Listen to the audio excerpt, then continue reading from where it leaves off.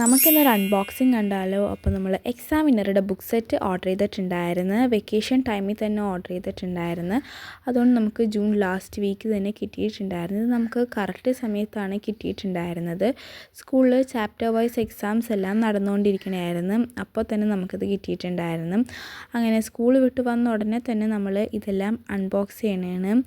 അപ്പോൾ നമുക്ക് പുതിയ സിലബസ് ബേസ് ചെയ്തിട്ടുള്ള എല്ലാ ചാപ്റ്റേഴ്സും പാർട്ട് 1ത്തെ എല്ലാ ചാപ്റ്റേഴ്സിലുള്ളതും നമുക്ക് ഈ ബുക്ക് സെറ്റിൽ അവൈലബിൾ ആണ്. എല്ലാം നമുക്ക് യൂസ്ഫുള്ളായിട്ട് തോന്നിയിട്ടുണ്ട്. Detail notes, short notes, mind map, exam oriented questions എല്ലാം വളരെ യൂസ്ഫുള്ളായിട്ട് തോന്നിയിട്ടുണ്ടായിരുന്നു. അപ്പോൾ ഇതിൻ്റെ ഡീറ്റെയിൽ റിവ്യൂ വേണമെങ്കിൽ നിങ്ങൾ കമൻറ്റ് ചെയ്യണം. ടോട്ടൽ 9 ബുക്സാണ് നമുക്ക് ഇവിടെ കിട്ടിയിട്ടുണ്ടായിരുന്നത്.